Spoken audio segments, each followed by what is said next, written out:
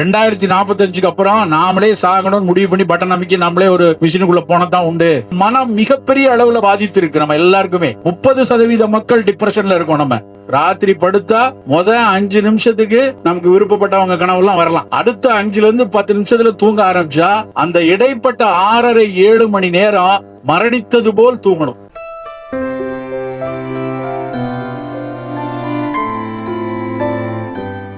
நண்பர்களே, அடுத்த தலைமுறைக்கு இருக்கக்கூடிய ஆபத்துக்கள்ல இந்த நான் கம்யூனிகபிள் டிசீஸ் தான் பெரிய சிக்கல். அப்படியான சிக்கல்ல நமக்கு இந்த சிறுதானியங்கள் ஒரு கையில இருக்கக்கூடிய, மற்ற நாடுகள்ல இல்ல. நான் சொன்ன மாதிரி ஆப்பிரிக்காலையும் இந்தியாவிலும் தான் இவ்வளவு சிறுதானியம் இருக்கு. அமெரிக்கால கிடையாது. இங்க இருந்தா எக்ஸ்போர்ட் ஆயிட்டு இருக்கு எல்லாமே. பல நாடுகள்ல இவ்வளவு தானியங்கள் கிடையாது. ஆனா நம்ம கிட்ட இவ்வளவு தானியம் இயற்கை நமக்கு கொடுத்திருக்கு.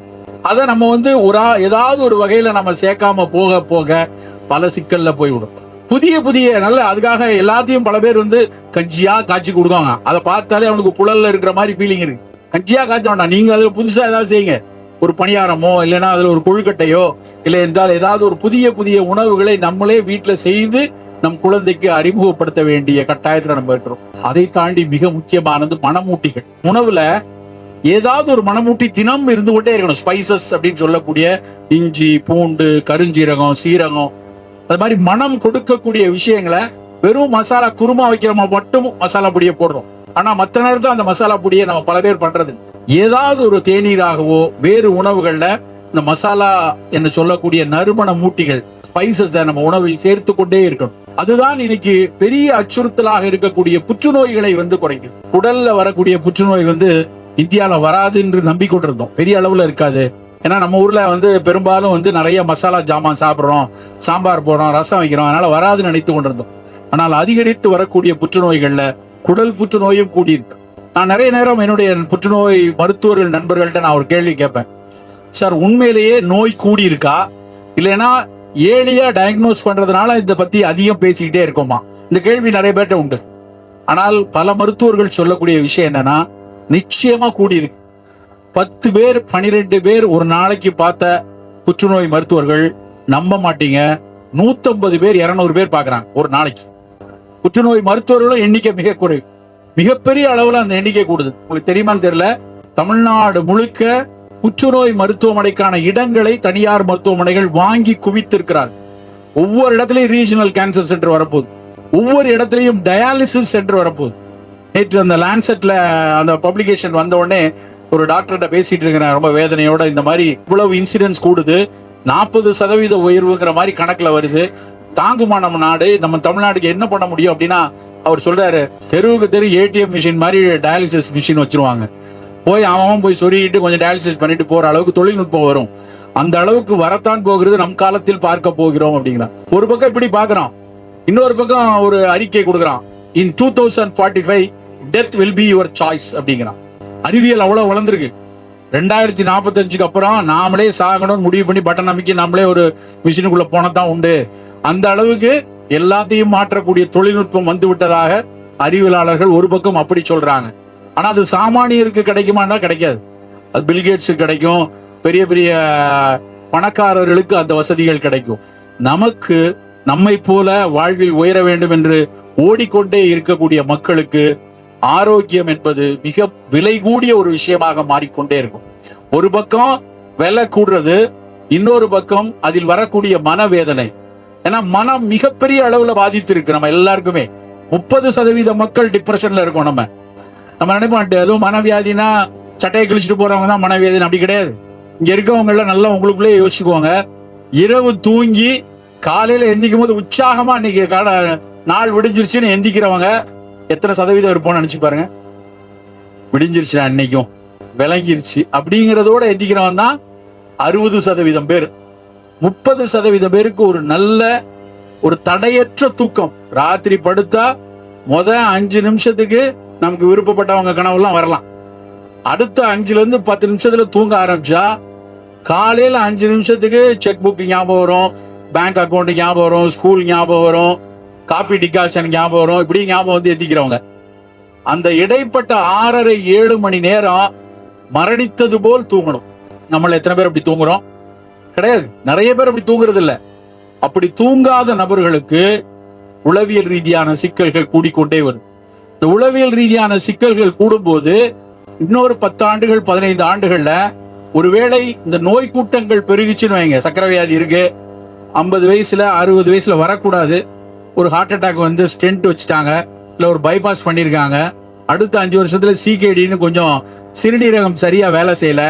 ஆனா அப்படியான ஒரு சூழல்ல ஒரு மனைவியின் அன்போ இல்ல கணவனின் கரிசனமோ இல்லைன்னா புள்ள கொஞ்சம் எப்படி இருக்கப்பா அப்படின்னு கேட்காத ஒரு பிள்ளையோ இல்ல கேட்க முடியாத தூரத்தில் தொலைவில் ஒரு குழந்தையோ இருக்கும் போது 65 வயசுல கணவனும் மனைவியும் தனியா ஒரு ரூம்ல காலையில எந்திரிச்சா எந்த மாத்திரையை போடணும், அந்த மாத்திரை வட்டமா இருக்குமா சிவப்பா இருக்குமா ப்ளூவா இருக்குமாங்கிற சிந்தனை, அதுக்கப்புறம் இத பத்தி ஒரு வலிக்குது வேதனைன்னா சொன்னா அதை கேள்வி கேட்பதற்கு இல்லாத ஒரு உறவுகள், அப்படியான சூழல்ல நம்ம சிக்கனமான்னு யோசிச்சுக்கணும். உளவியல் ரீதியாகவும் நமக்கு ஒரு வலியும் வேதனையும் இருக்கும் போது உடல் நலத்தில் இப்படியான சிக்கல் வந்துச்சு அப்படின்னா அது மிக மிக கொடூரமான ஒரு உலகாக மாறிவிடும். நண்பர்களே, சுஜாதா ஒரு இதுல எழுதுவாரு, நான் அதை செய்யணும் இதை செய்யணும் அப்படி பண்ணணும் இப்படி பண்ணும் படிச்சுட்டேன், அதெல்லாம் எழுதினேன், இதை பண்ணணும், எந்திரன் சினிமாலாம் அவர் கனவு கண்ட விஷயம் எல்லாம் எழுதினேன். எனக்கு தெரிஞ்சு வயோதிகத்தில் மிக அவசியமான விஷயம் என்பது காலையில் பிரச்சனை இல்லாமல் கக்கூஸ் போவது அப்படின்னு எழுதியிருப்பார். ஒழுங்கா காலையில போயிடுச்சுன்னா அது ஒண்ணு போதும்பா அப்படின்னு 60-67 வயசுல அவர் எழுதுவார். அப்படிதான் இன்னைக்கு இருக்கிற நிலைமை. அப்படி ஒரு சூழல் வர வேணும் அப்படின்னா நல்ல மிகச்சிறந்த உடல்நலம் வேணும் என்றால் நண்பர்களே, மிகப்பெரிய அளவில் உணவில் அக்கறை கொள்ளுங்கள். ஒரே ஒரு விஷயத்தை மட்டும் சொல்லிவிட்டு விடைபெறுகிறேன். இன்றைக்கு பல நோயை பத்தி பேசணும், பல சிக்கல்களை பத்தி பேசணும். மிகப்பெரிய அளவில் கூடிக்கொண்டிருக்கக்கூடிய ஒரு நோய் மது வெறி நோய். பெரிய அளவில் மது கூடிக்கொண்டே இருக்கிறது. குறிப்பாக வணிக சமூகத்தில், ஒரு பொருளீட்டுவதற்காக ஓடி ஓடி உழைக்கக்கூடிய சமூகத்துல பல நிறுவனங்களில் பணியாற்றி கொண்டிருப்பவர்கள் மதுவை ஏற்றுக்கொள்ள ஆரம்பித்திருக்கிறார். அது ஒரு சோசியல் ட்ரிங்கிங் தான் சார். எப்போவாது கொஞ்சம் போல குடிப்பேன், வாரத்துக்கு ஒரு நாள், இப்படி குடிச்சு கொண்டிருக்கிற கூட்டம் கூடிக்கொண்டே இருக்கு. புள்ளிவரங்களை பாக்குறோம், 50 லட்சம் கோடி 60 லட்சம் கோடின்னு வருது அப்படின்னு பாக்குறோம். எல்லாம் நம்ம குடிக்கிறதுனால வர்ற விஷயம். அதுல சில பேர் வந்து சார் கொஞ்சமா குடிச்சா கெட்ட கொலஸ்ட்ரால்லாம் குறையுமாமே அப்படின்னு வேற ஒரு வக்காலத்து வாங்குறது. எந்த டாக்டரும் அப்படி சொல்லல. அப்படி சொல்லியிருந்தாருன்னா அந்த டாக்டர் எங்கேயோ ஊத்தி கொடுத்துருப்பான் யாராவது ஒருத்தன். அப்படிதான் அர்த்தம். அளவா தான் சார் குடிக்கிறேன், தீபாவளிக்கு மட்டும் கொஞ்சம் போல குடிக்கிறேன், இல்லைன்னா தீபாவளிக்கு லீவ் விட்டுட்டு அப்புறம் மற்ற நாள்லாம் குடிக்கிறேன், இல்லைன்னா வந்து நான் 6% ஆல்கஹால் சார், நான் பீர் சார், இப்படி எல்லாம் பேசுறவங்க நிறைய இருக்காங்க. நல்லா புரிந்து கொள்ளுங்க, மிக தெளிவா புரிந்து கொள்ளுங்க.